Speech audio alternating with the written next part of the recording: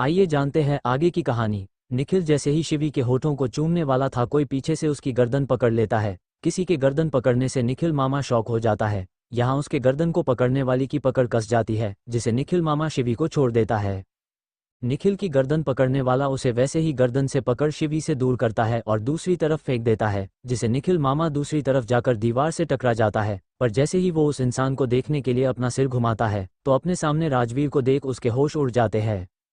राजवीर उनके सामने खड़ा गुस्से से उन्हें देख रहा था। निखिल मामा राजवीर को देख घबरा जाता है। यहाँ राजवीर शिवी को देखता है, जो नीचे बेहोश गिरी हुई थी। राजवीर जल्दी से शिवी के पास जाता है और उसे देखने लगता है। राजवीर देखता है शिवी के गालों पर उंगलियों के निशान और उसके माथे पर चोट लगी थी, जिसे खून निकल रहा था। शिवी की हालत देख राजवीर की आंखों में खून उतर आता है।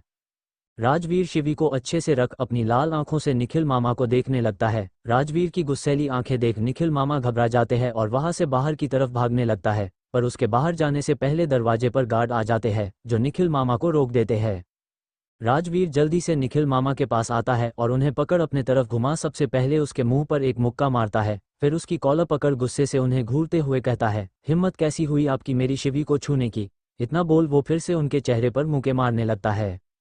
राजवीर उनके चेहरे पर मुक्के मार खून निकाल देता है, फिर उनके पेट में अपने घुटनों से मारता है। ऐसे ही कर राजवीर गुस्से से निखिल मामा को बहुत मारता है। मार खाकर आखिर में निखिल मामा नीचे गिर जाता है, तो राजवीर उसके हाथ पर अपना पैर रख दबाते हुए कहता है, इन्हीं गंदे हाथों से अपने मेरी शिवी को छुआ है ना।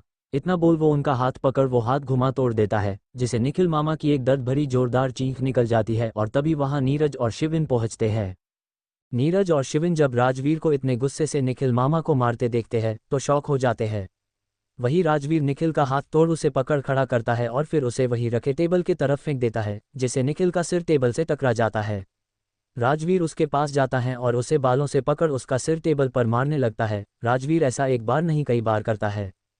वही राजवीर का गुस्सा देख नीरज शिविन में से किसी की हिम्मत नहीं हो रही थी उसे रोकने की। वो खड़े बस राजवीर को निखिल को मारते हुए देख रहे थे। तभी शिविन की नज़र बेहोश शिवी पर जाती है, जिसे देख वो जोर से चिल्लाता है, दी।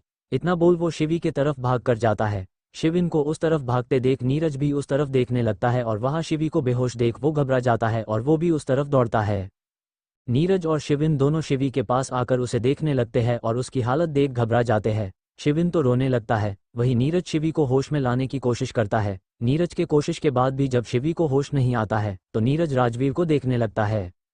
राजवीर अभी गुस्से से निखिल को मारे जा रहा था। यहाँ राजवीर की मार खाकर निखिल के मुंह से, नाक से, माथे से खून निकल रहा था और उसकी हालत अधमरी हो गई थी।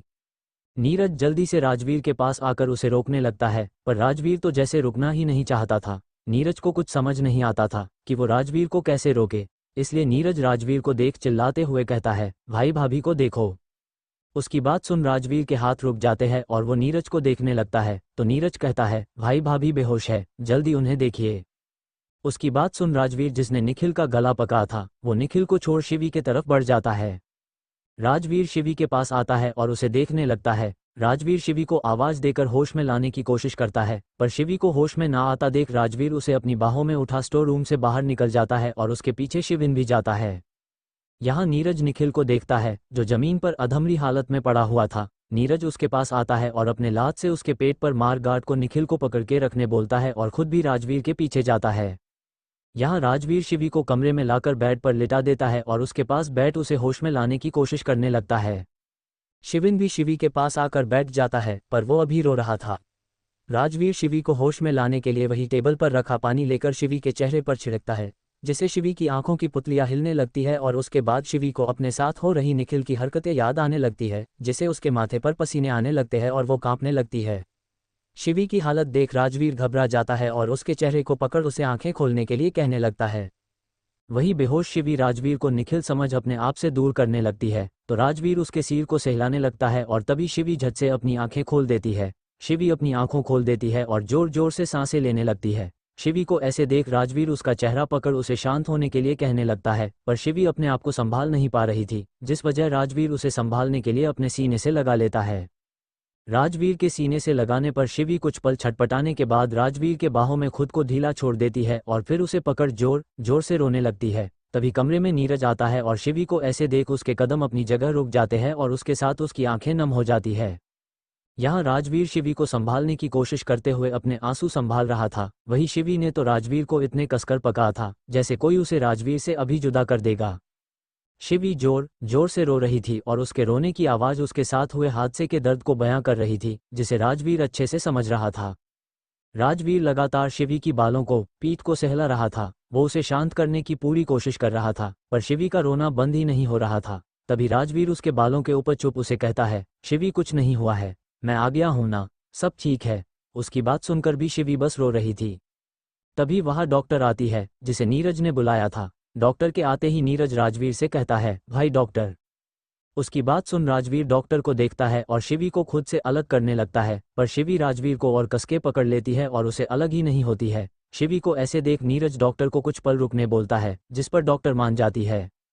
यहाँ राजवीर शिवी को अपनी बाहों में लेकर ऐसे ही बैठा उसे संभाल रहा था। कुछ देर बाद शिवी का रोना कुछ कम होता है और अब वो बस सुबक रही थी। धीरे धीरे राजवीर को शिवी की खुद पर पकड़ ढीली महसूस होती है, जिस पर राजवीर शिवी को खुद से अलग करके देखने लगता है तो शिवी की आंखें बंद थी। उसे ऐसे देख राजवीर उसके माथे को चूमता है और उसे बेड पर आराम से लिटा देता है। राजवीर शिवी को बेड पर लिटा डॉक्टर को उसे चेक करने के लिए कहता है, तो डॉक्टर शिवी के पास आती है। राजवीर शिवी के पास से उठने लगता है तो वो देखता है शिवी ने अभी उसका हाथ पकड़ रखा था। राजवीर शिवी का हाथ पकड़ उसके पास बैठ जाता है और डॉक्टर को उसे चेक करने कहता है। डॉक्टर सबसे पहले शिवी के माथे पर लगी चोट को साफ कर उस पर दवा लगा पट्टी कर देती है। फिर शिवी के गाल पर दिख रहे उंगलियों के निशान को देखने लगती है। फिर एक दवाई निकाल उस पर लगाने लगती है, पर जैसे ही डॉक्टर शिवी के निशान को छूती है तो शिवी की नींद में ही एक आह निकल जाती है, जिसके बाद राजवीर उसे रोक खुद दवाई लेता है और खुद अपने उंगली पर दवा लेकर शिवी के गाल पर लगाने लगता है। राजवीर जब शिवी के गाल पर दवाई लगा रहा था तब उसकी आंखें नम हो जाती है। वही डॉक्टर आगे शिवी को इंजेक्शन देकर कुछ दवा देकर शिवी का ख्याल रखने का बोल वो वहां से चली जाती है। डॉक्टर के जाने के बाद राजवीर शिवी को देखता है, जिसका चेहरा एकदम मुरझा गया था और उसकी आंखें सूज गई थी। राजवीर उसके माथे को सहला चूम लेता है। तभी राजवीर की नज़र शिविन पर जाती है, जो एकटक शिवी को देख रहा था। राजवीर शिविन के पास आता है और उसके कंधे पर हाथ रखता है तो शिवीन नम आंखों से उसे देखने लगता है और फिर उसे पकड़ रोने लगता है। राजवीर उसके सिर को सहला देता है तो शिविन रोते हुए कहता है, जीजू दी ठीक हो जाएगी ना। उसकी बात सुन राजवीर, हाँ वो बिल्कुल ठीक हो जाएगी। उसकी बात सुन शिविन रोते हुए आगे कहता है, मैं दी के पास ही था, पर फिर दी सो गई और मैं कमरे में चला गया। उसकी बात सुन राजवीर उसे चुप कराते हुए कहता है, शिविन शांत हो जाओ, कुछ नहीं हुआ है शिवी को और मैं कुछ होने नहीं दूंगा। इतना बोल वो शिविन को शांत कर नीरज के साथ दूसरे कमरे में भेज देता है। राजवीर शिवी के पास आकर उसका हाथ पकड़ बैठ जाता है और अब उसकी आंखों में आंसू थे।